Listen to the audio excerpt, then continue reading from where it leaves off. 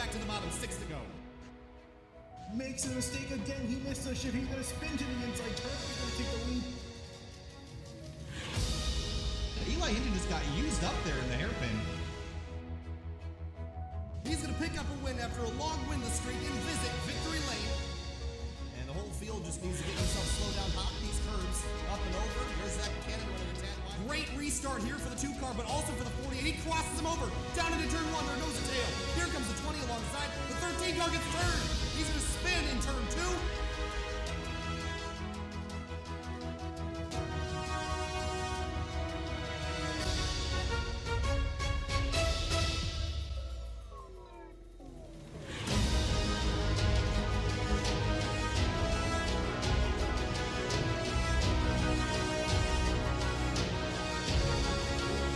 The start of any new stock car season brings us to Daytona International Speedway, and that's no different for the 2019 3WideRacing RaceKings Cup Series. And welcome to Daytona Beach, Florida, and the 2.5-mile speedway that NASCAR calls home. Finian, it's always great to start a season, but tonight we're just qualifying for next week's Daytona 250, and they call this the Prelude to the 250. And qualifying right now underway, and we're about to get ready to go racing for a 40-lap qualifier as well. The last few guys are wrapping up their single car qualifying. Currently what's going on is the qualifying for the qualifying race. And notice I said race. We're not doing the typical fashion of 2 separate duels. At Daytona, we're doing just one 40-lap race here, and that'll set the entire grid order. Couple cars on track right now. Tate Lytle in the number 56. He is on course at the moment, coming across the start finish, trying to get his lap in. See the drivers that have already qualified on the left-hand side of your screen, and right now Justin Kolb in the number 52 is at the top of the board. As we get our qualifying done, the next car up is Mike Stevens, the number 63. He's rounding turn 4 to start his lap here. And Mike Stevens, that Coors Light Toyota Camry. Remember last week we did the Clash at Talladega, Finian? That was quite the race we saw there as David Wilson came across the line after being P10 and coming to the white flag, and currently he's qualified 9th. So a decent qualifying effort for the 39. About 10 cars to go, and Mike Stevens being one of them at the moment. He's working his way through turns 1 and 2. And here you see on the back straight to the right, straddling that yellow line, and I think we'll see most of the guys follow the same pattern. We might see some guys do a little bit of deviation, but there really isn't a whole much to qualifying here.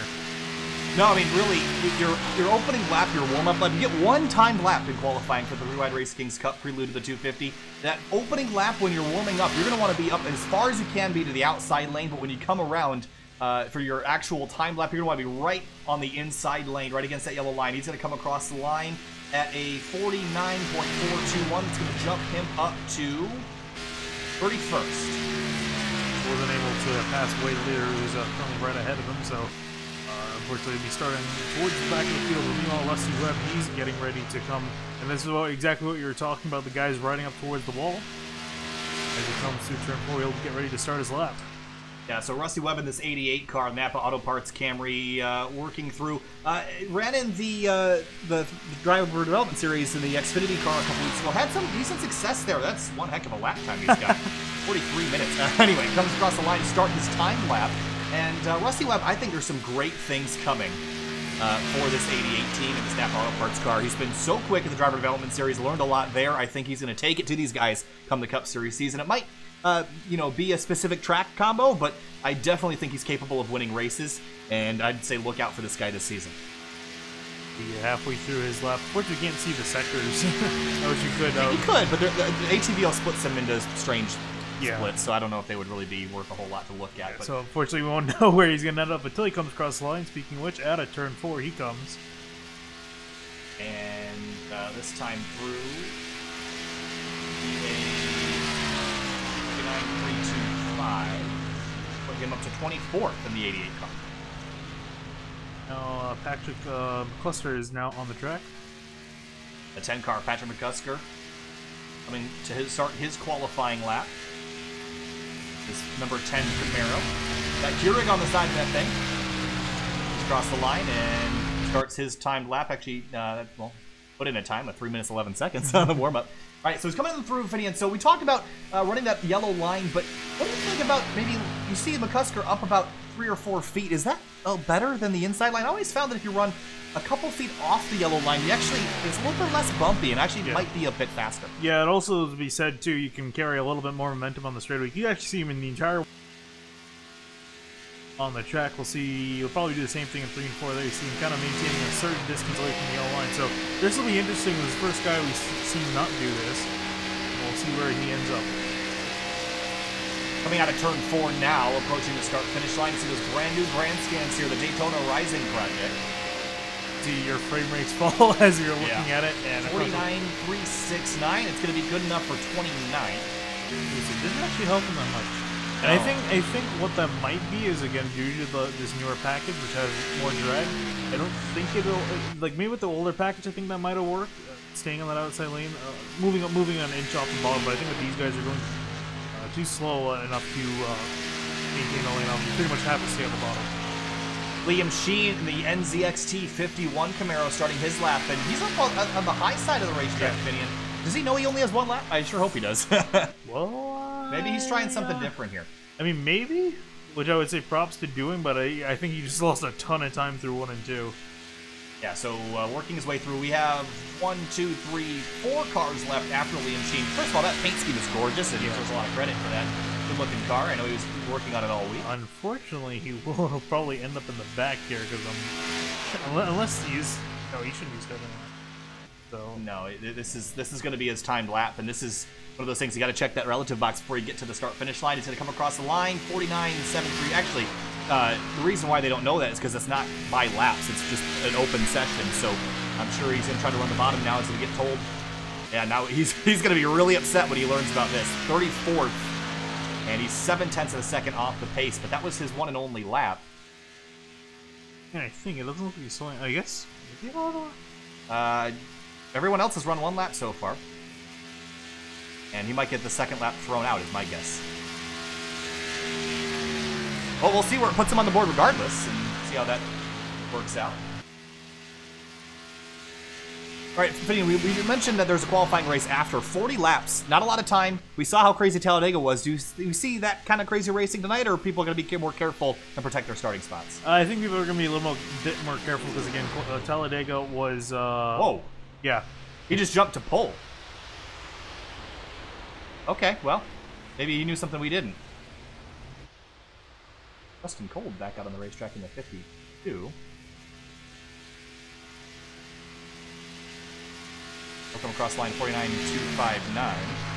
Good enough for about... Well, he's already... It wasn't as good as his best lap, so... That's something to James Simmons out on track at the 84. Yeah, he's supposed to be out there. I'm not sure why Cole's back out. Yeah, so I'm curious to see if that time will stand, because as far as I knew, it was just 1 lap, so... We'll see if that gets thrown out or not. But he is at the top of the board of that number 51 NZXT machine. James Simmons out on course. And when we think about James Simmons, Finney, you got to think back to Dover for the Driver Development Series. Because that was where James Simmons was leading the race and ended up ultimately losing it because of a restart problem. And so we know that he's capable of winning races. The question becomes... can he transfer that skill from the Xfinity Series to the Cup Series? And I think this year is better than any other to transfer skill from the lower series to the higher ones, just because this Cup car drives so much like a cross between an Xfinity and a Truck Series car now, with the higher downforce and lower power. So now across the line he comes, he's going to start his lap.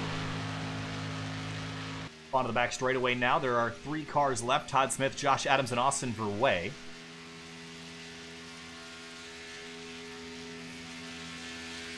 Works his way down the back straightaway. Sustained speed's about 183, 184 maybe.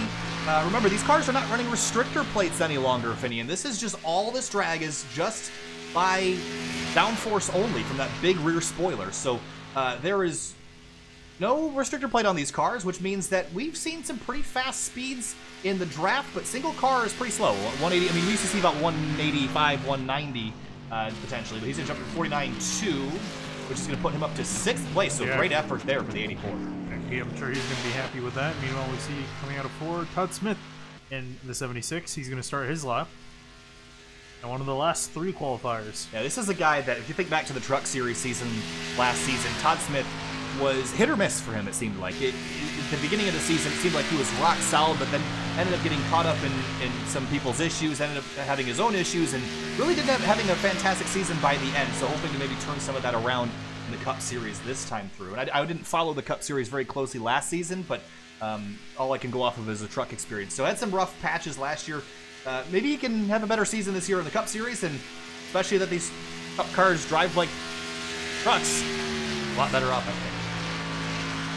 Yeah, this comes to the bottom corners. We'll see where he's going to end up, but also noting too, Joshua Adams in the 95. He's going to be up next, or one of the last two guys. And Austin Burway also is still yet to qualify, but across the line, Todd Smith. 49.278. That's going to launch him really high up the order to, well, 17th. I thought it'd be a bit higher than that. That would be too. It's only 3/10 off. Actually, there are a lot of people really close. Yeah. There are 1, 2, 3, 4, 5, 6, 7, 8, 9, 10, 11, 12, 13, 14, 15, 16, 17 cars within a tenth of a second. Yeah, that's incredible. And also note, Todd Smith, he actually tied the time to the nearest thousandth of a second, probably goes further on, with Jordan McKee. That's how close they were in times. Yeah.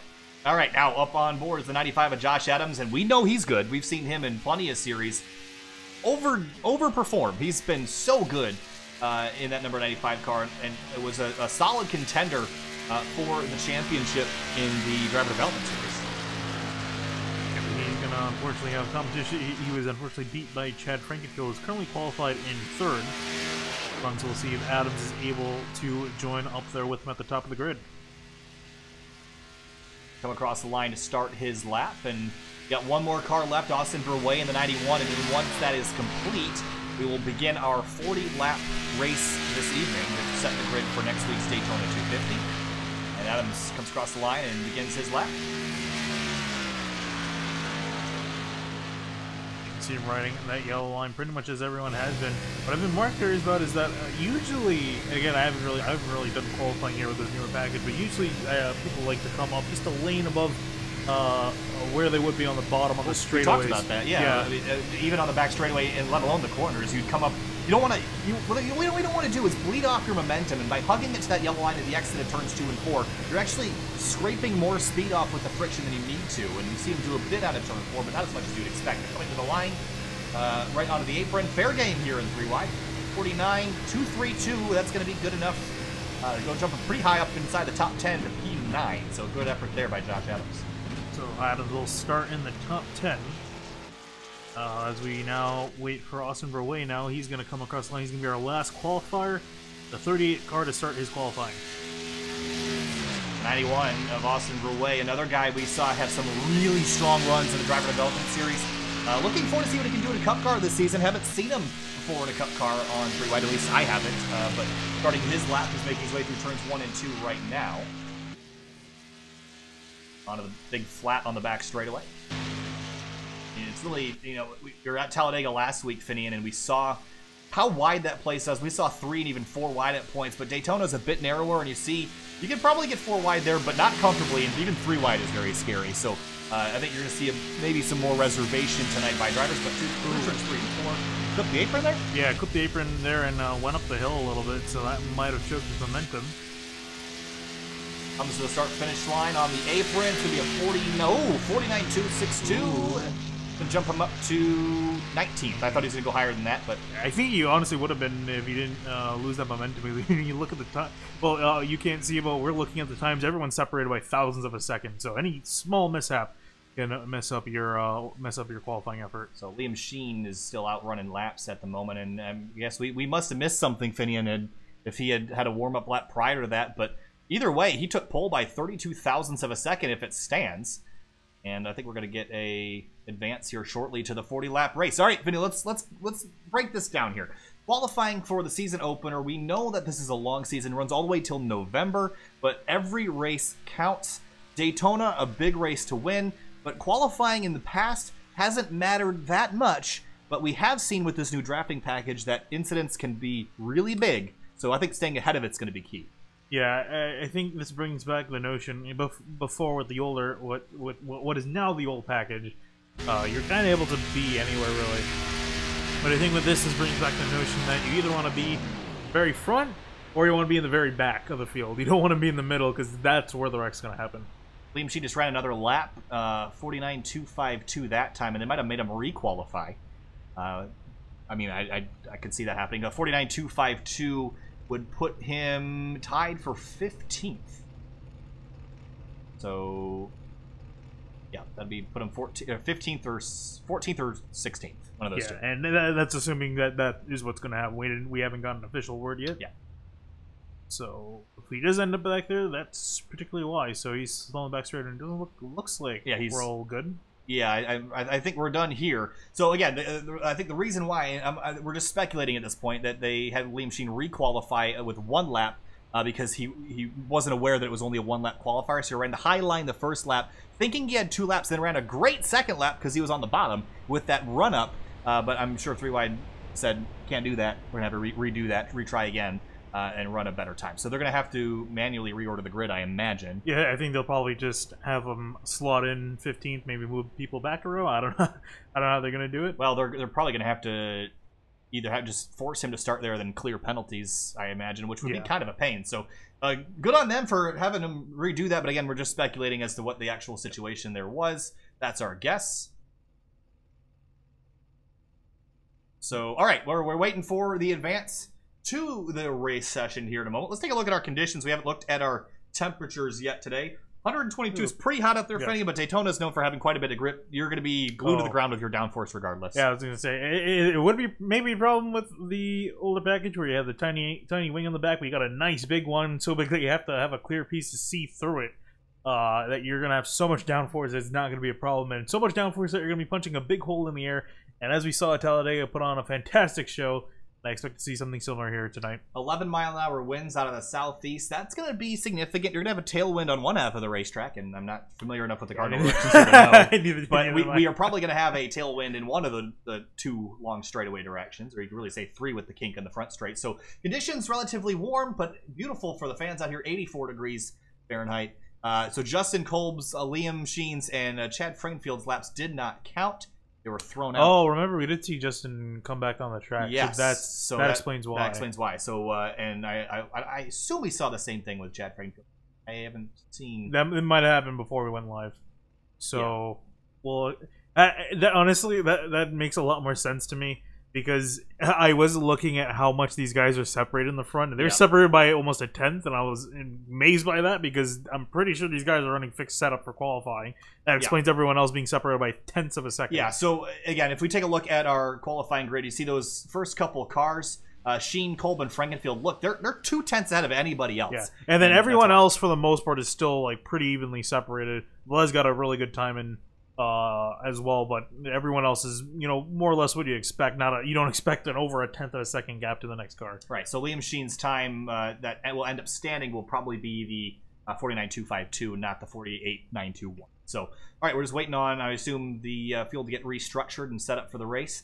Any surprises here in qualifying here, Finian? I'm looking at Rusty Webb thinking maybe that was a qualifying effort that could have gone better. Carlos Acosta all the way back in 25th. He ran well at Talladega. Surprised he's starting all the way back there. Kyle Hanshaw in the 46 as well. And you could even throw Sam Close in the 5 all the way back in 35th. Yeah, I would say I'm surprised with some people, but I mean, it's so hard to tell because, again, if you make one small slip up, it'll cost you a few tenths of a second, and that can lose you 5-10 places. Some guys probably we expect to see more towards the top, but I think really once the race gets underway, that's when we're really going to see who are the guys that are going to be dominating. And I love these custom numbers. This is the first time, well, really the second time we've used them, and hopefully things have been corrected. Again, if you're a 3WideRacing driver or a team and you notice something is wrong, or you'd like a color, especially the background color, be changed, just send us a message. We'll get that sorted out.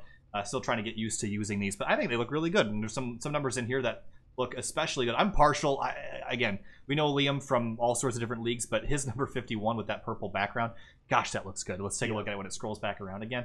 It's so pretty. Mike Stevens all the way back in 38th, half a second off. He'll be starting towards the rear tonight. There's that 51 I was talking about. That's a good looking number. Looking through the rest of the order, Johnny Thomas, last season's truck champion, He's starting in 7th, and right behind him, the Cup champion, defending Cup champion, in 8th. Cameron Rich. And Cameron Rich blew everyone out of the water last year. It was absolute domination, so much like what we're seeing with Scott Eckrich in the Fuel Host Venom Series, which is going to be racing tomorrow night, 9 p.m. ET at New Hampshire Motor Speedway, so catch that tomorrow evening. But you were saying? Yeah, what I am interested in seeing, though, is, guys, some of the newer drivers. I believe Frank and Phil hasn't done a full season in Cup, and neither for Joshua Adams. So both those guys I expect to see towards the top of the field, potentially competing with Rich. You know, we have to get to I say actual, no offense to Daytona, but your typical real speedways. Racetrack, Kyle Busch. All right, Kyle Busch, calm down. Your typical speedways, and that's where we start to see the guys who really have the best racecraft, guys like Cameron Rich and so on and so forth, up towards the front, and that'll kind of give us a picture of what we're up for this season. And also too, these guys have not raced this newer package together yet. So we could see a mix-up. We could see guys who maybe struggled in the back last season that are starting to come toward the front. Maybe they understand this car a little bit better than some of the guys who we saw running at the front, and they might drop to the back. We've seen that in the Virtual Racing League, which had the change mid-season for them. And we saw a slight change in the order. Race Clark going for a trip down to the infield, looks like. I mean, might as well. He hopefully didn't get himself DQ'd. That will get you DQ'd down there.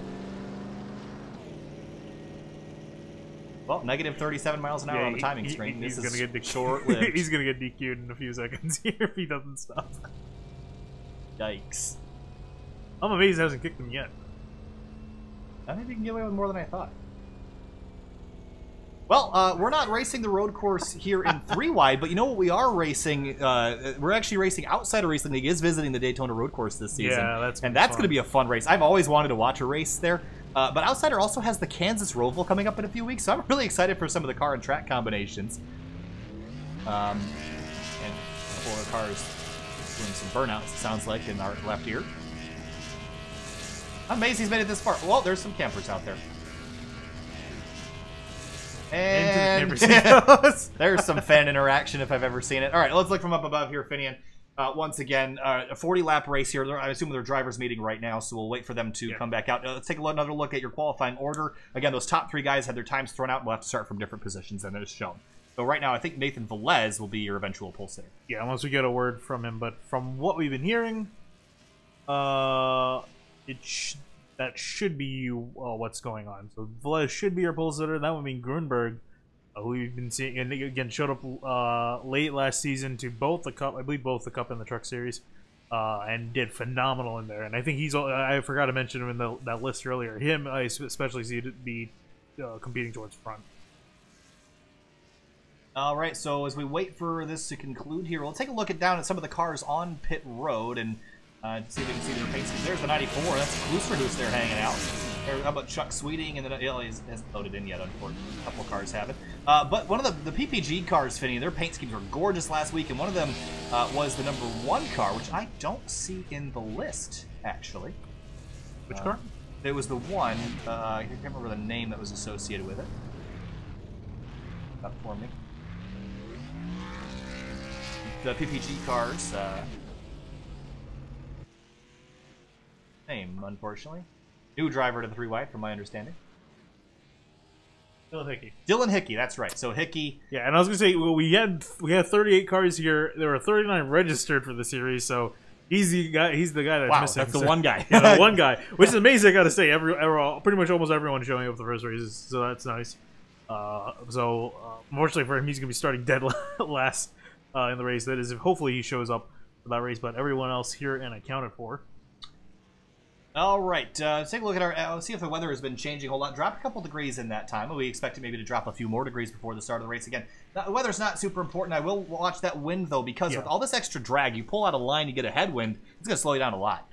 Yeah, it can slow you out a lot, especially if it's coming to you in a corner that might upset the car if you catch it in the wrong place. So if we see guys maybe finding some loose conditions or weird conditions, that's a severe lack of I was going to say, top 15. We've seen a lot of series that have kind of lost the Ford in the shuffle with the Chevy Camaro and the Toyota Camry, but I guess this one's going forward strong, and only one Toyota in the top 15. That's a surprise. Yeah, I was going to say, there definitely are quite a few Toyotas. They're just, I think, more towards the back of the field, unfortunately. So hopefully we'll see them climb up towards the top. And you find some friends. You got teammates here in this series, and you're going to want to use them tonight. And again, I think we might see a lot of team alliances and even manufacturer alliances because, again, this is not a race that you need to win, per se, but it is one that you need to do well in if you want to have a good starting spot on next Monday. Or if you want to really play the long game, work with your teammates, qualify around the same positions, and then you don't have to worry. You don't have to spend the first few laps of the race finding each other. Exactly. So I think there'll be a lot more strategy tonight than we're typically used to seeing in a qualifier race. But Cameron Rich in the 17, I think we're up for a good show this season. I think the competition level is going to be raised up. I think every season we've watched, whether it be Outsider, whether it be VRL, whether it be Fuel, every season the intensity and the level of competition just rises. And I'll take you to the Fuel Host Venom Series example. Yeah, that really. Greg Evans won 9 of 17 races last season, has yet to visit victory lane this season, is actually not even doing that great in points. So that just shows you how competitive leagues get, especially when they start intermingling with other leagues, which has thankfully happened, which is really cool because I feel like we've been a part of that at least a little bit. All the series that have come under the SimTV umbrella, with Hardline and Fuel kind of merging together at the beginning of the year. Still waiting on, I think, drivers meeting. Yeah, and what I'm curious if this will run out for the rest of it, although I'll be surprised if Corey can talk for for 19 minutes. The race was scheduled to start at 9:50, I believe. So I think we're behind schedule there. No worries, though. We'll just continue chatting. Okay, anyway, speaking of what's coming up this week, we mentioned the Fuel Host Venom Cup Series on Tuesday. That's tomorrow night, 9 o'clock p.m., New Hampshire. That's a 1-mile racetrack. We saw a phenomenal race at Chicago last week, but there was a lot of drama, and New Hampshire isn't a short track, but it's a really good place to get yourself some payback if you feel like you were slighted a bit. And let me tell you, there was some big penalties last week to Eckrich and to Anthony DeBarro for what happened at Chicago. And not only that, there were just a lot of unhappy drivers with each other, so they're gonna we have the potential of seeing some payback come out. I wouldn't be too surprised if we do see that. Yep, and we're off on Wednesday, but Thursday will be the return of the Scars Ferrari Challenge at Road Atlanta. That's on the 11th. And then Friday, the Virtual Racing League Xfinity Series is off this week.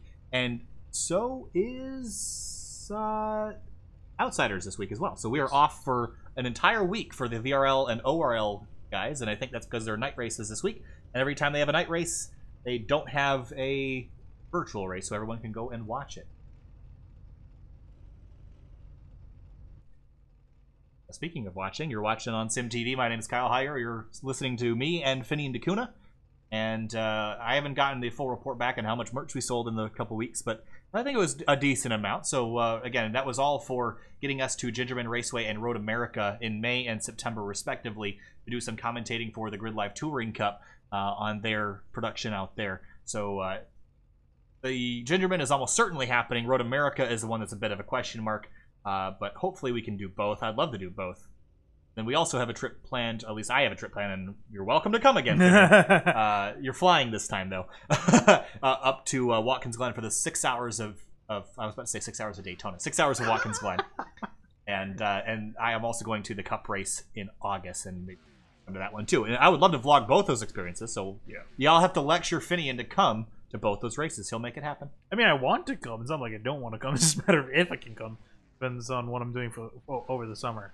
You're watching racing over the summer. But also, I don't know if you mentioned it, but also for this league as well, on Sunday will be the Truck Series. Yes. Started their season. Yes. Also at Daytona the day before. Pretty much, I believe pretty much all the same guys, maybe minus a few. Yeah, there's a lot of carryover, but there are some regulars in Truck and Cup. So we will see mostly crossovers, but there are a couple different drivers in the Truck and Cup Series. So Sunday night, 9:40 p.m. next week, Truck Series is back. And actually, they are the longest season that we had broadcasted prior to this season. This will be the longest one that we do. But we went from race 5 to race 21 last season, from about May till November or October. So it was a long season, but a great one, and we're excited to be back for them. And also for the summer, too, was I think the only series we covered as well. We were in a little bit of a back, because right now we're packed. Not to brag or anything, but I feel so bad because we've gotten so many emails the past week, and these are really reputable series that have been coming to us and saying, hey, we want to try you guys out, and we're flattered by that. I mean, there's leagues that like one of them, the Extreme Motorsports League, that's run by Jeff Jacobs and Kevin Ford. and others, obviously. But they came to us a couple weeks ago and said, hey, we want you guys to broadcast our races. We're Wednesday nights or Tuesday nights or something like that. Or actually, I think it was Mondays. And I was thrilled that they would come to us and ask, because I'm a big fan of their series. Yeah. And I think they were being broadcasted by GSRC before. No, Apex. Apex, that's right.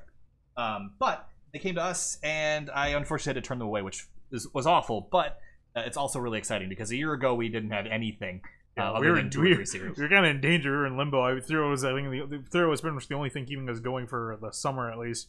Until Ferrari picked back up again, and then we picked up... it was the only thing, actually. Yeah, we picked up Fuel, which used to be ISDC, but then they shut down. Yeah, really, the August of 2018 was when we started back up. It was really the June and July that were pretty much only 3-wide truck series action, which was fine. I was happy with that. The racing was fantastic, but at that same time, it was also very quiet. It's not quiet here at all anymore. We went through 2 weeks. I think we had 16 straight streams a couple weeks ago. Yeah. So... not burned out yet, but we're trying. All right. Anyway, in terms of our 2019 schedule, you can find all that information on simtvbroadcasting.com/schedule with the times and the series that are running. I think it's accurate up to about June. It might need some... Finian's going to check that right now and just double check. But it's fairly accurate, at least the next couple weeks. So if you're ever curious about what's going on the SimTV network and the links have not been posted, you can check out simtvbroadcasting.com/schedule. I'll post that link right now.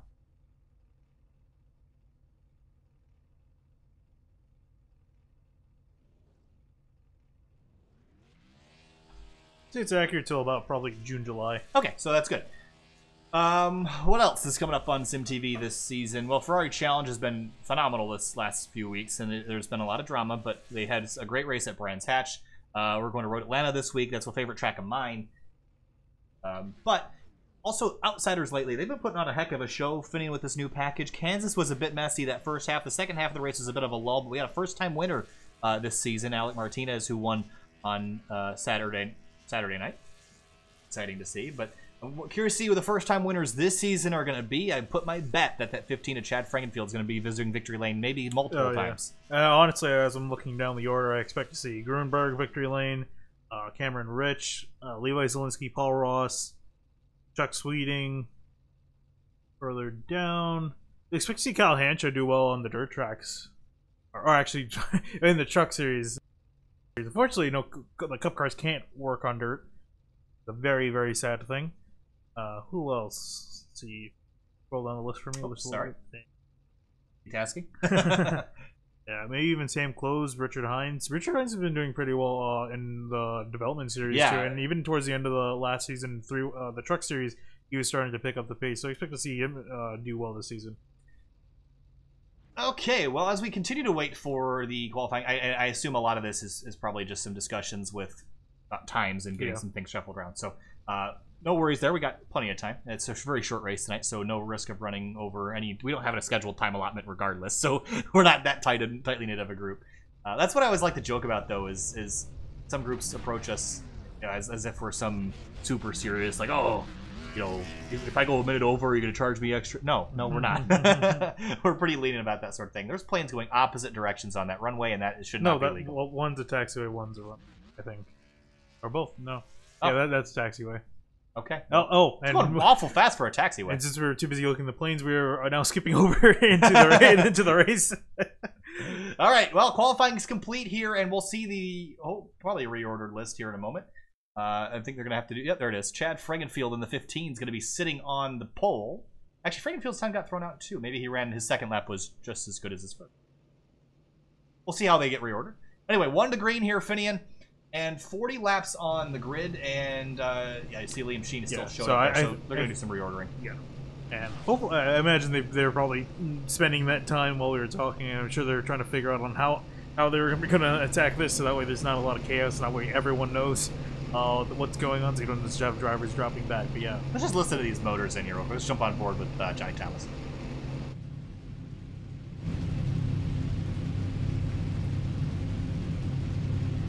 Go on the nose.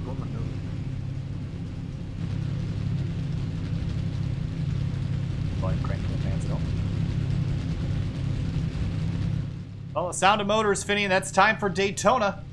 We're waiting for the field to grid up, and lots of drivers here that would like to lock their way into the Daytona race and lock themselves on the pole, or you know, start alongside their teammates. There's a lot of different agendas going on tonight. But 40 laps around this 2.5-mile circuit, and Finian, it's known all over the world as the International House of Racing. And well, it's not Le Mans or Spa or you know, throw any other list of racetracks everyone claims to be the best. This is the house of NASCAR. This is where it all started, and this 2.5-mile speedway, pretty much the definition of stock car racing, in my opinion. So good to be back here to start off a new season. It feels right, although we're a couple weeks behind real NASCAR. It feels right to be starting off the season here. Yeah, and field's starting to roll off, and you can see the top three there. They've pulled off. Liam Sheen, Justin Cope, and Chad Frankenfield. There you see Velez taking his rightful spot on pole, and yeah, you can see everyone now shuffling out. So curious where these guys, how these guys are going to approach it. Looks like it's working pretty well, so solid job by these guys getting themselves sorted out. Yes, I think Velez in the 48 was the one that was going to be starting on pole. So I won't bother showing the starting lineup because it's going to be totally jumbled, so we won't even bother with that. But Matt Gruenberg in the 54, extremely successful in his short time at the Truck Series at the end of last year. This is also a car that's going to be in victory lane a bunch of times this season, and so don't count him out tonight to get himself a victory in the preseason. The field starting to run out of turn 4. Everyone else just getting sorted out, finding their place in line. You know what, Finian? We were mentioned in chat by James Duke there. How about a boogity, boogity, boogity? And I think it's only fitting to honor Darrell Waltrip's retirement announcement to do a boogity, boogity, boogie. What do you think? I'm fine with it. As long as you're doing it. Okay. I'm not gonna, I don't think I can. I'll do it justice. I ain't gonna do it justice either. You got to be Darrell to do it right. But I'll do it. We'll have some fun up here in the booth and have a little. We're gonna do it at least one more time. Maybe the weekend that Darrell retires, we'll do it one more time. But we'll keep it as a relatively special thing, just for that only. So field rolling through turns 3 and 4. R.I.P. computer. Hopefully that doesn't happen again. I hope it doesn't either. Field rolling through turns 3 and 4, and we come onto the front straightaway. Pace car is going to pull off. That's going to be 48 of Nathan Velez in control. 40 laps for the prelude of the 250. Green flag in the air. Boogity, boogity, boogity. Let's go racing, boys. That's pretty good. That was pretty good. I like that. All right, you can see these guys already getting up to speed there. You see that outside lane also building up momentum there. So we got a race on our hands here for the top line. Will Gruenberg be able to try to get around Nathan Velez? Through turns 1 and 2, Gruenberg's got no help out there in the outside lane, but Cameron Rich shuffled up a couple spots. He's on the inside making moves as they make their way out of turn 2 for the first time onto the back straightaway. Field relatively sorted out here, but now we get down to turn 3, and the pushing and shoving is going to start now that everyone's up to speed. You see a car moving. That's Tate Lytle in the background moving up to the outside lane. Drawing even is the 54. He's got help from the 83 and Johnny Thomas. Yeah, Johnny Thomas there hooking up with Gruenberg. He's also got the 95 of Joshua Adams behind him. So those three on the top lane trying to get hooked up and moving to the front. Side by side for the lead. There's the teammates, the 83 and the 84. They're door to door in 2nd and 4th. And there is the 95 of Josh Adams. He's in the outside lane of that Best Buy Camaro. And where's Chuck Sweeting? He's in the 26. He started a little ways back. Well, actually 14th. He's only up to 13th, but making good progress so far on the inside lane right behind. And Kevin Janderstich in number 42. He got robbed of probably several victories in the Driver Development Series, and I'm sure he's hungry to get one back. Well, he has the opportunity to get one tonight. It's not going to be a point victory, but a victory is still a victory in here, and he's in a good position right now, running in just inside the top 15. Through turn 3 here, the field approaching. There they are, the full field of 38 race cars through turns 3 and 4. You already see some stragglers towards the back of the field, just trying to stay out of danger again. Very high risk with this package. There's a very high risk of a wreck occurring, especially when guys are pushing. But so far, they're playing a little bit nice here. Only double file up at the front, but single file for most of the field. And right in 9th place, you see the purple number 39. That is David Wilson. He was 10th on the last lap of Talladega 1 week ago and ended up winning that race after some chaos ensued. We'll see if he can do a repeat here tonight. On the back straightaway now, drawing even. Here comes the 54. The big shove from the 83. He's going to nose ahead and take the lead on the back straight. Yeah, he's going to try to push him out there, but will Gruenberg stick with Thomas, or will he leave him out to dry and pull down towards the bottom? There you see him pull up, and he's going to fall right in front of Velez new leader, Gruenberg. Field starting to single file out behind those first dozen rows or so. And now the 83 is going to have a run on the outside lane. He might actually pull the lead away as they come to the start-finish line. Side by side, Thomas leads for the moment. He will lead that lap as well. see how much momentum that outside lane is getting compared to the inside. Now Damas is out and able to choose, and there you see him. He will pull off to the bottom, so you start to see the guys on the outside lane slowly shuffle themselves up towards the front. So watching that, you'd think that the outside lane is really the place to be, wouldn't you think? So maybe when you get down to the end of the race, you want to hold that middle line, and even if you get clear, don't pull down. There's some chaos going on in the midfield here. Let's jump on back. And there's the 22 car. That is Race Clark. And he's got the 8 of Richard Lafferty behind him. As he skipped back up toward the front. 83 is going to pull back ahead, and Josh Adams wasn't able to carry the momentum. He's got Levi Zielinski in the 6 right behind him. And we see the 17 and the 77, those bright-colored Eisentech Motorsports cars. Eisentech Enterprise, I believe is the name. There's a 77 of Drew Eisenman, who absolutely dominated the Robocross series a few weeks ago. It looks like Tom, sorry, not Thomas. Car pulling off. That's Velez, and I'm assuming there's a penalty there that might have gotten applied. Maybe either a penalty or probably just might be dropping. Oh, it might just be dropping, yeah. Oh, and also Adams now in the middle, 3 wide. Yeah, there was some absolute chaos going up front. There was a 6 car with 3 wide, 77. Oh, here comes Eisenman now. Drew Eisenman up the middle. He's in no man's land there. Can he use the draft from the 95 to get himself through that? Look at this fight up for the top spot. Yeah, I was just about to say that Adams was doing a good job of keeping that outside lane at bay, and I was also curious about when was the first time we're going to see 3 wide. Here it is now. Too early? I mean, we're on lap 6. I don't know. And actually, fantastic job from Eisenman and Cameron Rich. They were able to move themselves up into the first 3 cars in the outside lane there. Well, they got it sorted out, and we're no longer 3 wide.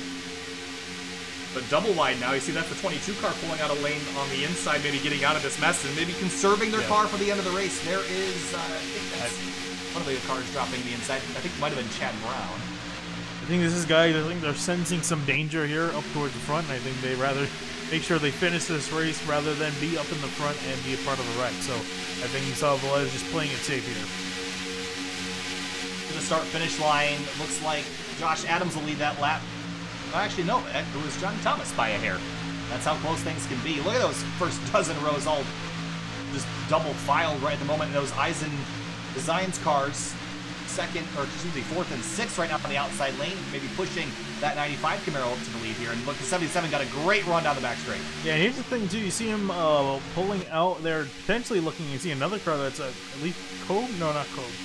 James Simmons in the 84. He's dropping to the back now. Oh. And now Joshua Adams up in the front. He drops down. He's going to lead the inside lane. Will he actually pull up in front of Eisenman to defend the outside lane? I don't think so. I think the Eisen Designs cars have a clear racetrack in front of them. And here comes the 77. He's going to nose ahead to the lead here for a moment. And at the line, yes, he'll lead that lap. Yeah, I was surprised he did that because that's dangerous having 2 teammates right there, or 2 fast teammates, I should say, too. Hooked up there on that outside lane. Whoa, Rich almost getting the wall. Yeah, and that's the danger you risk there. Pushing that hard, and he's right on the bumper of the 77. Now the 95 trying to come back over in front, and the 77's going to split him and put him way down the middle of the racetrack. That was a hairy moment there. The 95 tried to come over in front of the 77 and could not get there in time. Caution out, and there is a mess in the backstretch. Everyone crashed now. A big wreck midfield. Actually, not as many cars as I would have thought, but McKeeboy we saw was one of them. Hines getting through on the grass. There's a lot of cars involved here. Yeah, the 91 of Austin Rowe also caught up there. Just my luck, 2 weeks in a row, I go on board with someone who's not involved in the crash. And what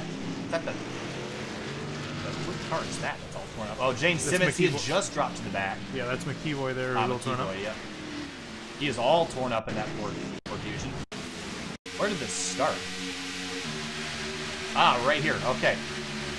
So let's go back a little bit farther here. And here's the exit of turn number 2. Watch the 39 and the 6. And right when this started all the way up at the 95. The 95 comes over. Everyone checks up. Chain link reaction. Then the 21 gets turned right in front of the field.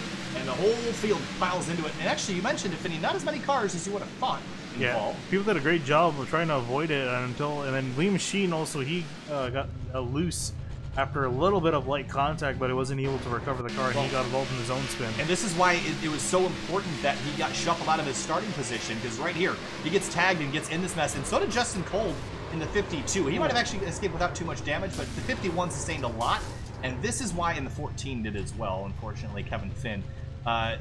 This is why the qualifying is more important than people give it credit. Now let's ride on board with the 52. I think he had a pretty exciting time missing this. Wade Lear gets a punt in the back. 91. Oh, he did get a piece of it.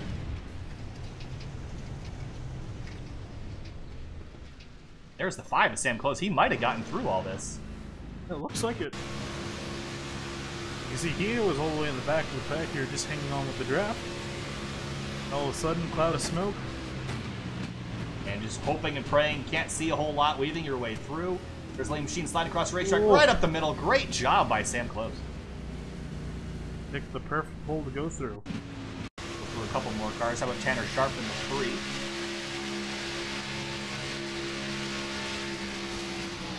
Oh, nowhere. Oh, he might have actually gotten through that. He got through with netcode. He's lucky there because this car would have been destroyed. Yeah, 91 of Austin Berway also involved. Tanner Sharp did come to a stop, though, to probably minimize the damage. Right, we had pit stops underway here, and I think most of the field has already come out. And it's like Richard Lafferty. He's as the leader, but I don't think it is. David Wilson is scored in second right now. So the field rolling off of pit road. Let's catch yourself back up. So the 39, I think Lafferty might have done an escape. Yeah, so he's off course.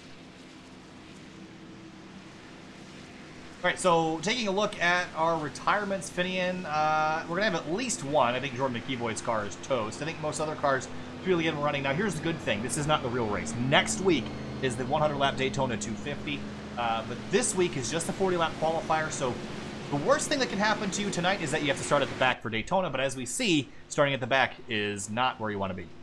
Yeah, absolutely. Unless you do plan on leaving a little bit of a gap and running a quiet race at the front, at the back. So that could be a strategy too, but I'm sure a lot of guys would prefer to start up in the front. Well, we saw Drew Eisenman was not taking any prisoners, and that, again, that whole wreck started when the 95 tried to come across the nose of the 77, and he wasn't having any of it. You see David Wilson coming to pit road. He actually has some front-end damage. Yeah, he might not have come down the first time. He didn't, that is correct. So maybe just trying to get himself out of the way. We did get the 1 to green already, so he'll have to get his service quickly. He does have some front-end damage, like I mentioned. Yeah, he should be able to get a decent, little bit of it fixed. Other cars returning to pit road. I think that's Paul Ross in the 18. And I have high expectations for Paul Ross. Had a great season in trucks and had an equally good season in the Cup Series. Yeah, was in the playoffs for both of them in the final race at Homestead. Unfortunately, he wasn't able to win both of them, but really fast driver. So the sun has come out over the speedway here, at least on the backstretch at least. It was cloudy for the first little bit. Now there's shadows everywhere. And Drew Eisenman is going to start in front alongside Josh Adams. So those two have kind of switched roles. Johnny Thomas, P3. Chuck Sweeting from 14th to 4th in the opening laps. Good effort there by the 26. Yeah, this wreck is definitely shaking up the order quite a bit. And a lot of guys further up from where they were, and a lot of guys further back from where they were. And also some guys with a little bit of damage. But nothing too bad. That wasn't the big one. I think that's still yet to come, as we've still got just under 30 laps to go. Yeah, so we had about 9 cars take 2 tires, and then there was a mix from there on back of 2 and 4. But Chad Frankenfield in the 15 has gotten himself up to, I believe that's going to be, let's see where he's starting. He's on the inside. Yes, so he's restarting P5 after having to start at the tail because of the qualifying mishap there. So Frankenfield got himself in a much safer spot here than he would have been if he had taken 4 tires. So I like the call for the 15.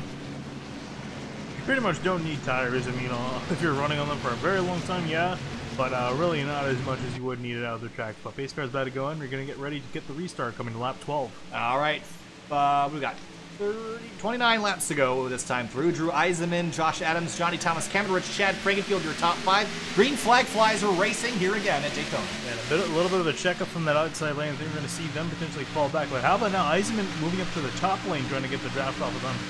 Yeah, he's Dale Jr., as I like to call it, from the top to the bottom, getting in front.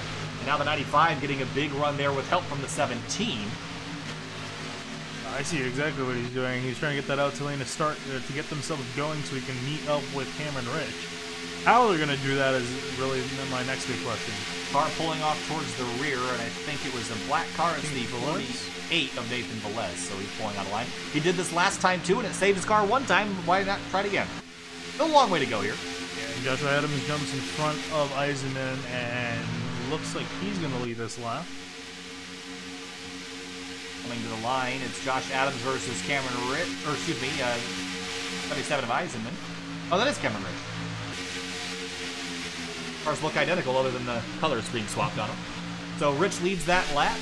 Josh Adams alongside. There's Chuck. Hey, Chuck Sweeting's running a SimTV scheme. I didn't even notice that. Really? Yeah. Not the SimTV scheme, but it's a SimTV scheme. Look at this here. Doing a great job. Currently in 4th on that outside lane now, trying to push up Cameron Reg. That's cool. I didn't know that. Good looking paint scheme too. Nice. Frankfield also up there on the top lane. We expect to see him move up forward. We've seen that outside lane start to build a momentum. Although it's kind of struggling at the moment, but I imagine once a few more cars get hooked up there, they'll be able to go forward. Also, Leroy Zielinski up in the fourth car in that row on the outside lane. So a quartet of Camaros leads the field, and you could actually throw in Johnny Thomas's Camaro as well. Then it's Frankenfield's Ford Fusion, and there's Corey Lindsay up there in 6th place as well. Now, it looks like Leroy Zielinski started to drop back. I think he's had enough of the front. I think he's going to just play it cool here in the back. Let's have trouble getting there. Yeah, no, 3 wide to get yourself back there, and we could see some action around him. Looks like he's got himself cleared up, though. We head back up to the front, the 17 and 95 side by side. Corey Lindsay in that Puma 00. A good spot as well. He's having a very quiet run right now in 7th. Was able to gain quite a few spots from the caution coming out, so nice effort from him to move up. How about also, I see the 46 for Kyle Hanshaw in 8th. He's also moved himself to the front. Won a race last year. I think it was... I believe it was at Knoxville in the trucks. Knoxville. Or was it Eldora? Well, some dirt. I think it was Eldora. Won a race there. But do you know which Charlotte too? Who won Charlotte? That can't remember exactly. But he had some great runs last season, and there, now we got the Eisentech cars nose to tail in the outside lane. We got the 77, the 17, and the 26 all lined up. Then there's the 15 with Chad Frankfield on the outside lane, and then the 95 leads the inside road. He's got help from Johnny Thomas in the 83.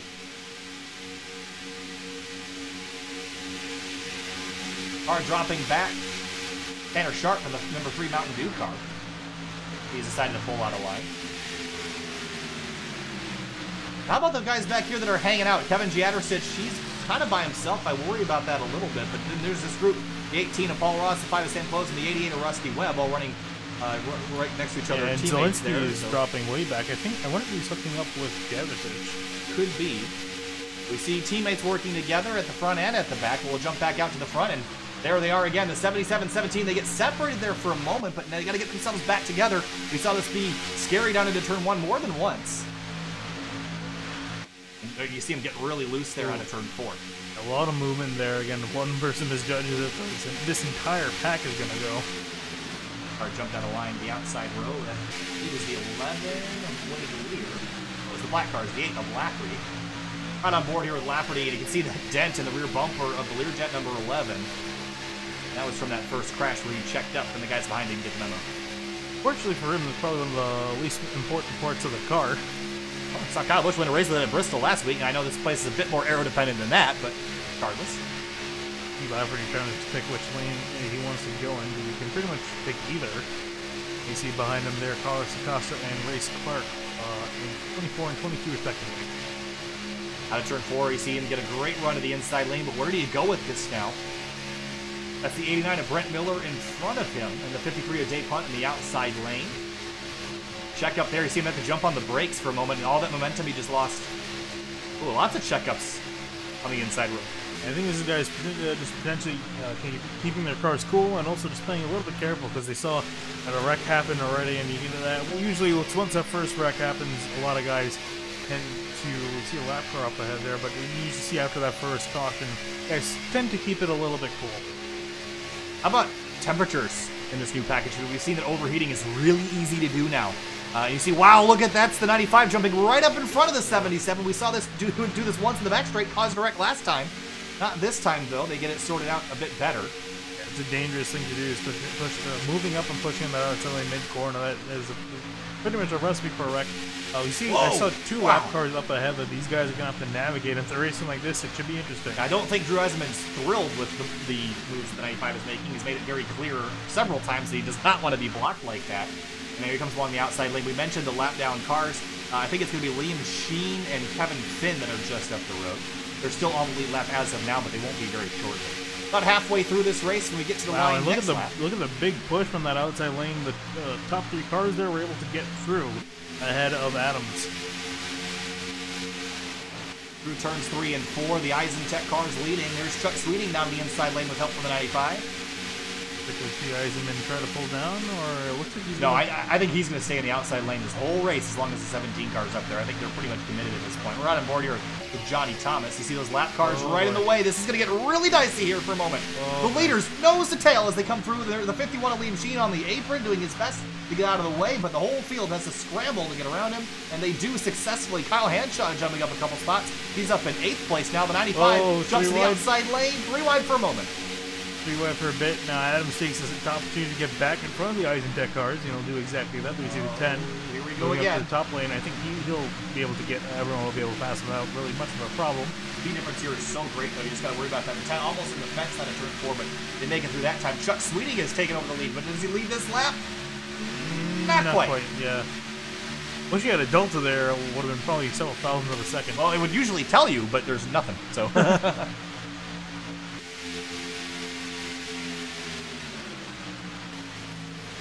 Tail of the field there. That's the 10 car that just got through. There's Liam Sheen at the end. So 20 laps to go. Chuck Sweeting leads. 95 in the outside lane right in front of the Eisentek cars. There's Dave Hunt peeking his nose out in the middle. He's sitting in 9th place right now. Well, I'm curious. It's going to sound kind of funny after what we've seen the last few laps, but when is the aggressiveness ramp up?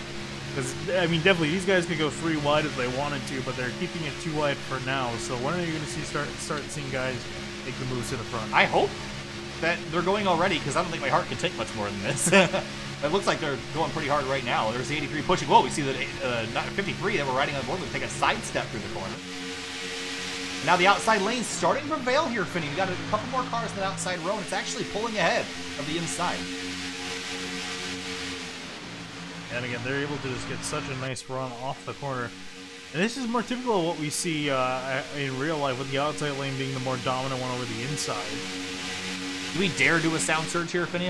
I think we should. I think we should.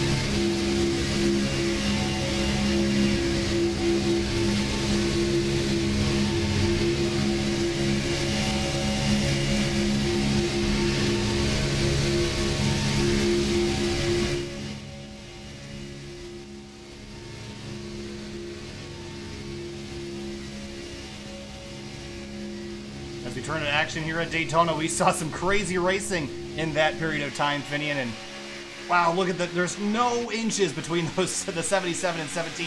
We have 16 laps to go at Daytona. Yeah, and you see the Eisentek cars that are hooked up on that outside lane, the 77 and the 17, both working together. And also, it seems Chuck Sweeting and Joshua Adams are starting to work together. Absolutely, and let's just check back in the midfield here. The 89's got some big rear damage, but how about the 84 James Simmons Finney? He's going to look like he was going to go 3 wide there for a moment, but he dropped to the back voluntarily. The question is, oh, there he goes again, dropping farther. Do we see him try to get himself up to teammate Johnny Thomas, or is he just going to hang out here? Here's the 94 of Klusser, who's up the middle, but up front, 95 jumps to the outside lane, and I think Josh Adams has taken control of this race, Finian, but the 77 of Eisenman is not going to let him get in line here once we get down to 10 or 5 to go. Oh, absolutely not. I think a lot of the guys up the front, they're going to be cutthroat, and they pretty much have to be, because It's very easy to lose positions. It's also very easy to gain positions. So there's a lot of give and take here with this package. 88 car of, what's that, Rusty Webb? Yeah.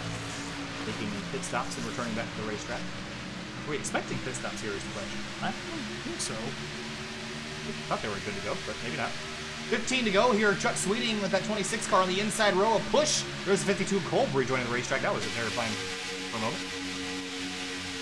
And then 00 Corey Lindsay sitting in line here. I have to apologize. I thought his paint scheme was orange. I guess it's blue this week.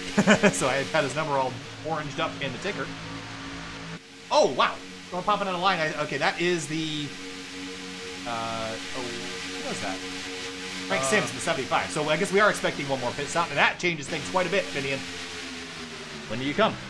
Yeah, I think you're going to see, I think we're seeing a lot of these guys come down now, but again, those guys on the top side, you know, the longer they're up there, the more and more laps up they go, the closer they're running out of fuel. So I'm curious of when they're going to try to sort themselves out, get to the bottom, because it doesn't look like they're planning on sorting themselves out anytime soon. No, and they might just run it to the end, maybe, and then come in on fuel. Tires don't really make any difference at all, so it's about when you can get yourself out of line and come on down. Now, if you're on the inside row, there's a lot of advantage to being on the inside. You can get to pit road a lot easier, you can avoid wrecks easier, but you get checked up a lot if you're not leading the inside row, and it's typically not the fastest way around if you're trying to win the race. So there's definitely pros and cons to either line, but in this situation, I'd rather be on the inside. And then they're still in behind the 95 of Adams, and I'm curious what the 77 and 17 are planning up. And as I say, there's their plan going to action. They're going to go 3 wide around. This is going to get really interesting because they have a lap down car. This is going to get really exciting. We're going to go 4 wide. We're going to go 4 wide here at Daytona, and there we go. Now we got it sorted out. Oh, not quite. Here comes Frankenfield now, trying to go on the outside of Adams. Oh, he gets 15 car on the defense. wall into Dave Hunt. Caution's going to be out. And this is just throwing all the strategy out the window as the 15 car crashes and collects a couple more cars in the chaos as the exit turn number 4. Crash, 13 to go, and that just throws everything upside down. Now you can play some pit strategy here, Finian. Fuel only, you can take tires, maybe you could save the fuel. We're gonna see what happens here, but let's go back and take a look at what happened. And the guys that already pit are in trouble. If they win a lap down. Here's another look, and we were 4 wide for a moment, then Frankenfield was up high, and then what happens here? Well, the 95 drifts up into him there. Yeah, that's not the 15's fault. Gets collected, and then Richard Hines nowhere to go, and then the 89 and 94 get collected as well. David Wilson did a great job missing that. We got to ride on board with the 39, and we're going to go back relatively quickly. We'll do one more replay of this because I do want to catch the pit road action here. Look at this. Like Lightning McQueen. Ooh, wow. Yeah, last second. Nice job there. Did a great job. All right, let's head back out up front because we're going to come to pit road here. And now, to find out what the strategies are. Well, I'll tell you what the strategy is. If I was a crew chief, if you took tires, I would shoot you. Okay, well, thank gosh you're not my crew chief. Yeah, I think I would be surprised if everyone takes tires, maybe 2, but I mean you might as well just take fuel and go because you don't unless you spun out your tires or something like that. There's really no reason to. And here comes everybody. The big question, really, or a big component of this is making sure these guys get into their pit stalls properly and don't slide through them because that's very easy to do with this package if you're not careful. And it looks like for the most part everyone got through it. Just someone in the back that had some trouble. That is the 22 of Race Clark, I think. Oh! I think Simmons just smashed the wall there. We'll take a look at it. Lots of carnage and chaos leaving pit road, but the 95 is going to come out in front. The Eisentech cars lose a couple spots, but you mentioned James Simmons, Finian. Let's go and grab him and see if we can find out what happened to the 84. And you were right. Well, not too hard of a hit, but he did miss the stall by quite a bit. Then the race off pit road. 00 Corey Lindsay did a great job as well, as did Johnny Thomas. Okay, so we're going to reset the order here for you and take a look on the left-hand side of your screen. Chuck Sweeting inherits the lead, actually. He is up front. The question is, has he come to pit road recently? The answer to that is yes. So he took 2 tires only and came out way ahead of that group. So I thought that Josh Adams had been the one to lead a race off pit road, but it was actually Chuck Sweeting. tweeting with one of the shortest pit stops there. That's how he was able to get in the front. I like that call. Of course, Chuck Sweeting's also one of those cars that had a different paint scheme last week. That was also my fault last week for the paint schemes. And colored the number fittingly, and then ended up with a different car this week. So doing great. We're going to catch up. I promise by next week we'll have all the numbers sorted out perfectly, and everyone's going to be happy, and we won't have any complaints. I hope. Yeah, and then you see up ahead, the lap cars starting to come in on pit road. Though a lot of the damage cars that were taken out pretty much in the beginning of this race. Yeah, Paul Ross has some damage. I didn't see where he got that. I didn't think he had damage before, but he definitely does, as does Dave Hunt. I think Hunt got it in the most recent collision. So pit stop's done and underway, so we're going to have a restart likely with 8 to go. And pretty much now it's going to be a complete shootout to the end. I think this is going to, you're pretty much going to see 100% all the way to the end, because by the time these guys get up to speed, where there'll be 6 laps to go, and by that point you need to start making moves, especially if you're around 10th place. Tanner Sharp in this 3 car, I'm watching him, Finian, dropped back a little ways on the previous run, but he's been quick, and he's got a teammate right up at the front. That's Corey Lindsay in the other Blurry Motorsports car. Yeah, and also just want to say that's a beautiful paint scheme on that car. For Mountain Dew fans ourselves, we bought more Baja Blast. They still had it, so we bought some more. I would say it was the last pull. No, it was the last one in the store, and we are halfway through it already. We bought it like 2 days ago, so we're doing great. We love that stuff. Also, A&W Root Beer, we bought that for the first time. That stuff's good. I'm a Barks man usually, but it's pretty good. Better than Mug, I think. I would agree with that. Anyway, now that we're on off our soda disposition, I mean, here's the thing: because a lot of people hate soda because it's like 21st century. And it's like, oh, it's so bad for you, la la la la. It's good. It's so good. I don't drink alcohol, so that's my crutch. That's how I get through. And PPG cars, Finian, ones to watch. Look at these guys; they're all right on top of each other. The 39 and the 76, and the 64 and Chad Brown here as well. The Chad Brown's nose is all punched in. But I do think David Wilson's in a great spot, and having won Talladega last week, I know he can miss Rex. And then the 76 of Todd Smith. That car is squeaky clean, that gold, beautiful gold scheme. And they're in a prime position too. They're all relatively close to each other, so they can easily try to hook up and get themselves to the front, and they should have enough time to do so. It's just a matter of if they're able to weave through the field. All right, we're going to have a restart with 8 laps to go to set the order for next week's Daytona 250. It's a 100-lapper next week. It's a 40-lapper tonight. We've completed 32 of those laps.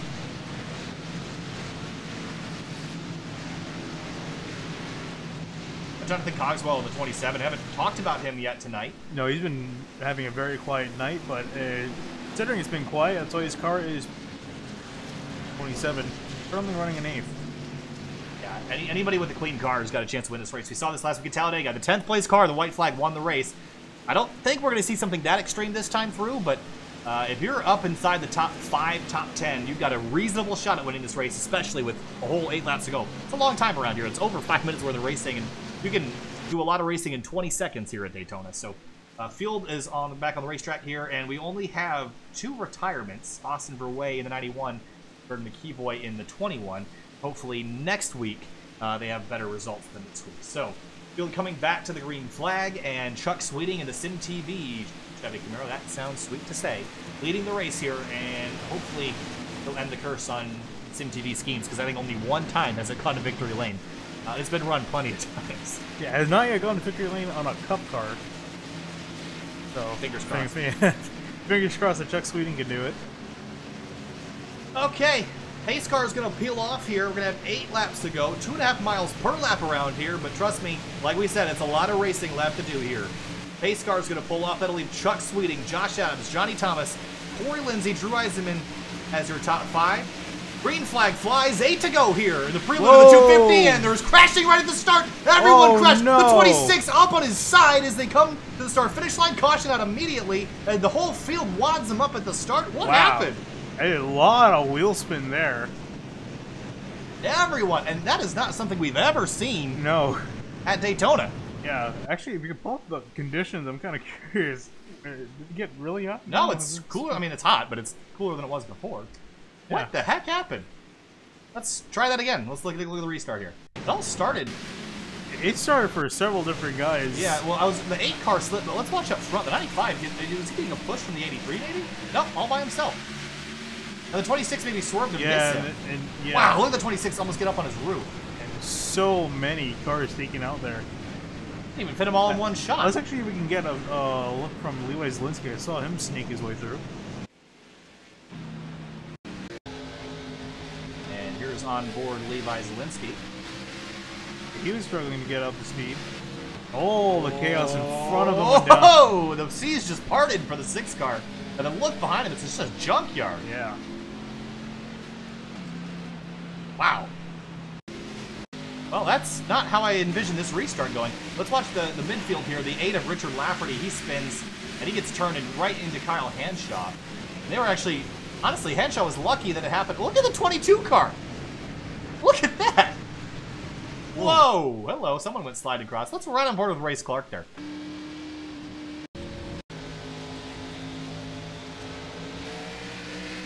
Here he is getting up to speed. He's And several then just takes a left. Yeah, as soon as he saw danger, he did a great job making sure he didn't clip through the pit lane because that would have given him a penalty. And then watch this. Whee! That's Simmons there sliding through. And did a great job making sure he didn't get a penalty there on pit road, but was able to avoid all the carnage. This is on board Chuck Sweeting. Wow. Whoa! Yeah, almost. He almost got flipped over there. And the SimTV curse will continue to some extent. Thankfully, this happened at relatively low speed. But let's ride on board the gyro cam. This will be a fun angle. Whoa! Almost tipped it over. Yeah, what a bizarre wreck. I've never seen anything like that. That's something you see at like Atlanta. Yeah, which makes sense because the surface there is really old. It's like here the surface. Remember, we're racing on a scan from 2012, so the surface is almost pretty much as new as you can get it. Yeah. So I have no clue what on earth caused that. All right, so your new running order is on the left-hand side of your screen. Now, it looks like Chuck Sweeting has ended his race, unfortunately. The field's going to be massively shaken up, though, and we're only going to have a couple laps to race this out. Only 4. 3 or 4. Excuse me. Yeah, so if it wasn't on already, it's going to be on now. As soon as these guys get up to speed, they're going to be going for it. And wow, this threw a massive wrench into things. So Corey, ignore what it says there. Corey Lindsay is going to be the leader. Johnny Thomas, Todd Smith, Dreisen, and Jonathan Cogswell are your top 5. And still yet to say, I think we might road that have damage. We'll see who elects to do so. Are they just catching the pace car now? I think they might. They are catching the pace car now. So pits will be open. That 17 car is destroyed, and those Eisen. Oh, whoa! The Bargy going on there. Why though? I don't remember these two being involved in anything. I don't know either. But looking at the machine getting free pass. He's back in the lead lap, but back here a little ways. Just want to see what happened here.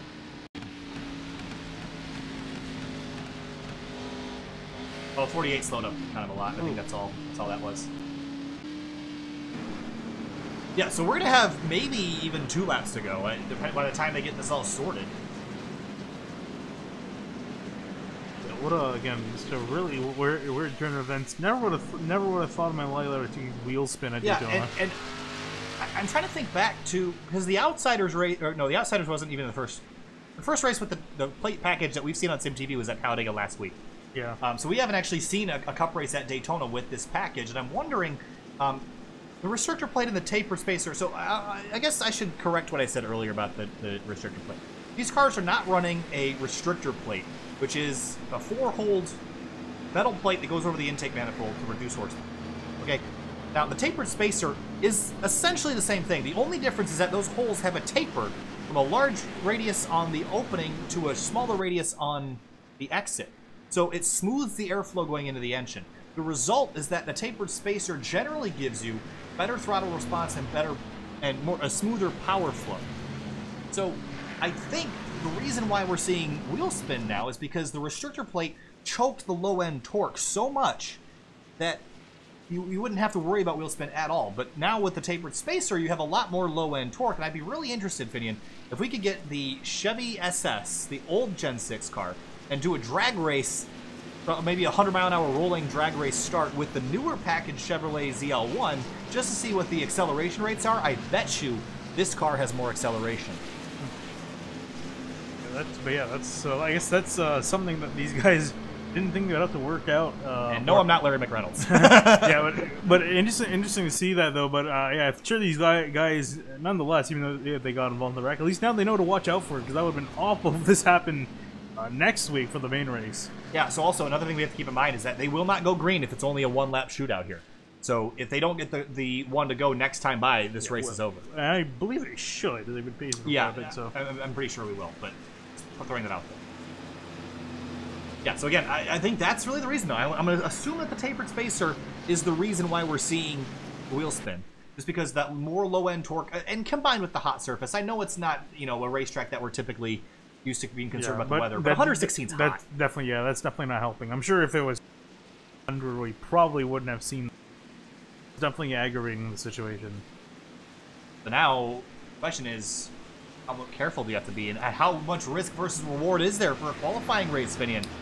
I think you don't have to be too entirely careful. I think you just gotta, when you don't just step on the gas, which I'm sure what these guys are used to doing here, because Daytona. That's what they just did. Yeah, and that's why you saw it. So I mean, really just a slight more gradual input on the throttle, and you should be able to get underway. It shouldn't be anywhere as bad as trying to maybe get something like an Indy car to get going. Those cars are usually really tricky to get, or the older Indy car, the RL5 chassis. That one was really tough to get up to speed.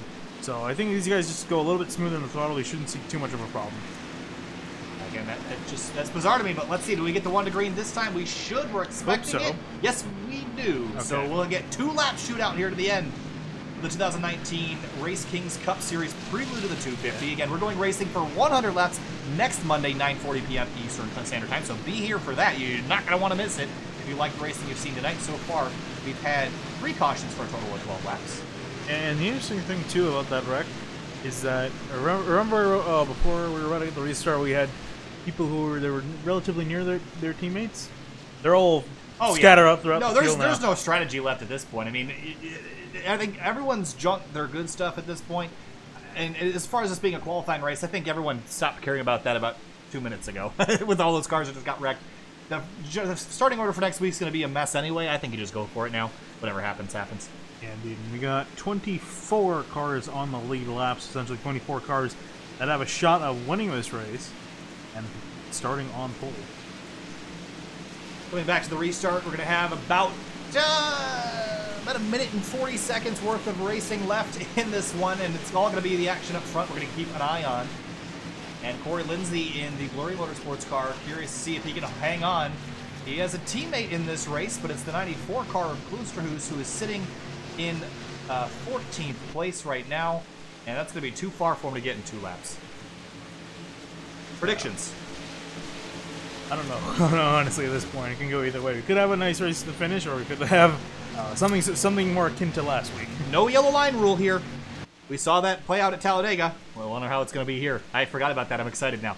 2 laps to go here for the Prelude of the 250 for the 2019 3WideRacing RaceKings Cup. Green flag flies. This time to get a better restart. We're racing again here. 2 laps to go. And Corey Lindsay, a blazing start, but he's going to get run over here. Yeah, I'm not sure if he should have timed the start as well as he did there. He's going to get completely swallowed up, but we'll see here. Thomas now peels off onto the bottom lane. Eisenman's left there on the top. And you see the 64, Chad Brown, he's struggling to get up to speed. Johnny Thomas is in a great spot right now. He's got help from Todd Smith in the 76, and he's going to juke him to the right. Here he comes to the outside. To the wall. He almost goes into the wall trying to get around Corey Lindsay. Whoa, shove! Down below the yellow line. There goes the 27 car. He's way off the racetrack.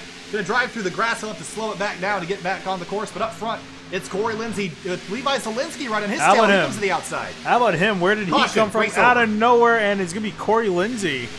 Who's going to be Lindsay at the time of caution. Wow. Okay. And we'll jump on back, and big pile up in turn 4. There's teammate. Did the car that went down there in 3 I wonder if he came back up on the racetrack. I think he did. I thought it was Cogswell. Yes. So I think he wasn't able to slow it down in time. Oh, yes. Here it is. That's just a big mistake there.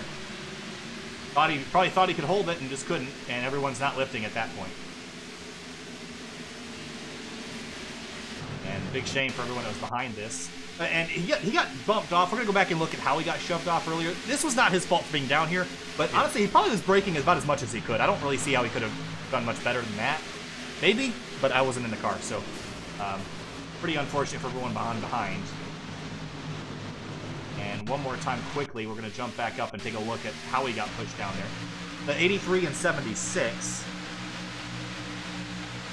You see big check up there from the leaders. Chicago trying to go in, and I don't think the 76 realized he was there. Yeah, and that's on the 76 here. I mean, you can't just bully someone below the line with 2 to go. On 1 to go, you're allowed to, but... And, yeah, 94 gets tagged, and 27 in the fence, and then the whole field just... 84 clobbers somebody here. Wow! Ooh. It's the 89 of Brent Miller, but we're going to jump back out front because Corey Lindsay is coming out of turn 4. Checkered flag waves, and Blurry Motorsports, Corey Lindsay, the 00, going to win the Prelude of the 250 here at Daytona. Checkered flag waves. He'll take it. Levi Zielinski in the number 6 Fusion comes home second. Johnny Thomas, P3. And the rest of the field behind comes across the line. Yeah, it's all the job there. Unfortunately, we couldn't finish the race. I mean, we were actually really close. If they made it back to the line, we would have been able to race it out. But again, Zielinski, how about him? He came out of absolutely nowhere on that restart and was able to get up to 2nd place. So Corey Lindsay starts the season off strong in the 00. Zielinski, you mentioned it, Finian, a great run for him. The rest of the field still coming across the line, but here's a look at your results. Starting with the last guys first, I guess. Justin Cole, Patrick McCusker a couple laps down. Paul Ross, Frankenfield, Chuck Sweeting, Austin Verway, and Jordan McKeevoy all in trouble for next week, starting positions-wise.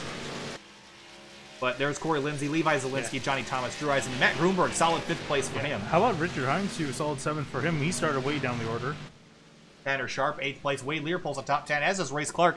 He missed that crash with a couple laps to go, which was very important here. It looks like the 00 is going to come to pit road, no burnout there. Yeah, and you see also Tate Lytle, we haven't talked about him all night long, he's finished in 13th. Liam Machine comes home 23rd on the lead lap after an exciting start to the event.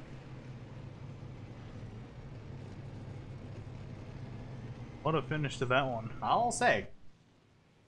All right, there's your race results. We'll talk to a couple drivers here in a moment. But Finian, the plate package here is awesome now.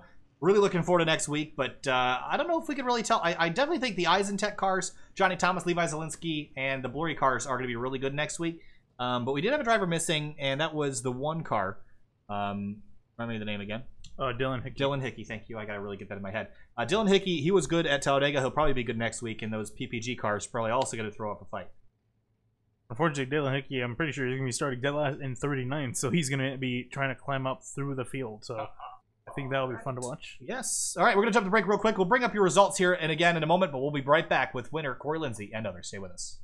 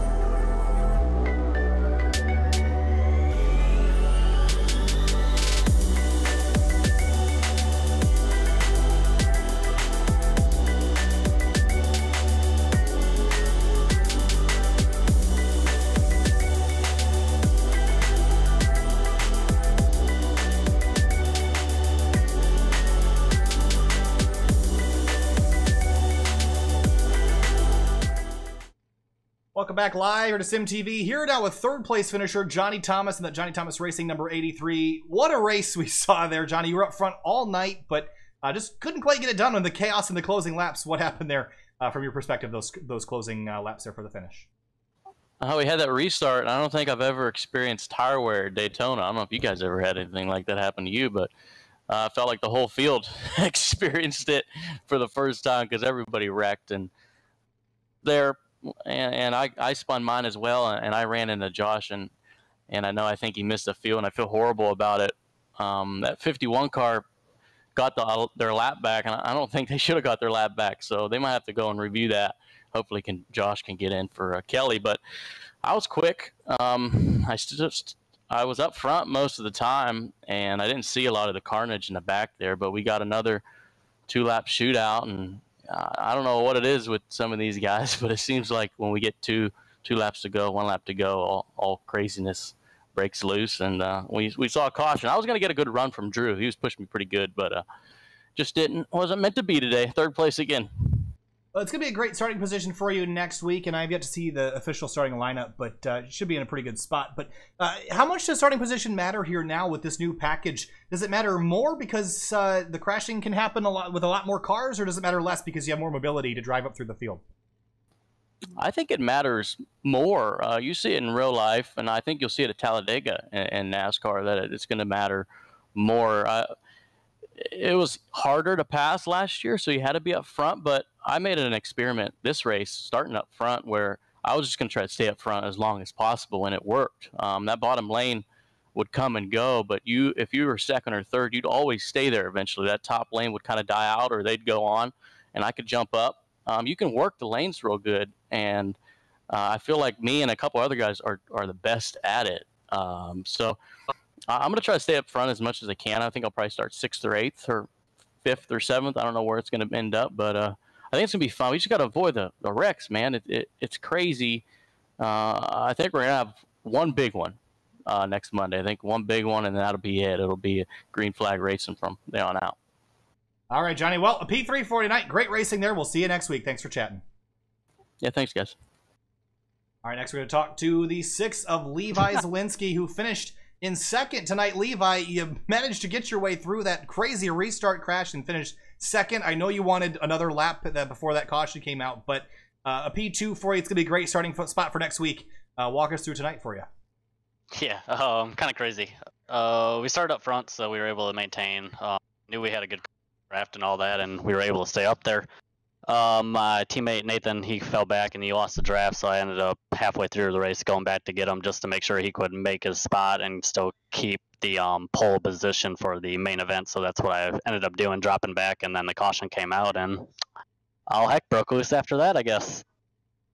Yeah, I asked Johnny Thomas the same question, but do you feel like the starting position is going to matter more next week because of the larger crashes we've been seeing on the new package, or does the upward mobility kind of make that a moot point? And you could pretty much start from anywhere. I think you can start from anywhere. I feel like we kind of somewhat proved it tonight. I mean, yeah, we started in the front, but we also, in one lap, made it from 7th place to 2nd and almost won the thing in a lap and a half, not even a lap, you know what I mean? So I don't know if starting position really means anything. It's all how you're able to maneuver through the pack and all that and be able to move through each line, and if you have to, make it 3 wide and use the middle as the momentum hole. I mean, that's kind of the key to this, is figuring out that. All right, Levi. Well, a great result for you, and hopefully you'll be one spot better next week. We'll talk to you then. See ya. Yeah, thank you. All right, and last but certainly not least, Corey Lindsay, the winner of tonight's race around the Blurry Motorsports 00. Corey, a crazy race out there, great racing all around, close racing. Then a caution with a couple laps to go, reset the field. You were leading, and you managed to get one time around before the caution flew. Walk us through those last couple laps. I know it was kind of chaotic in your mirror. Yeah, I don't know. They I just went for it because I wanted to make sure I got a decent start to where I wasn't spinning like I did before. And I figured if the caution doesn't come out, I'll just take, 3rd or 4th or whatever.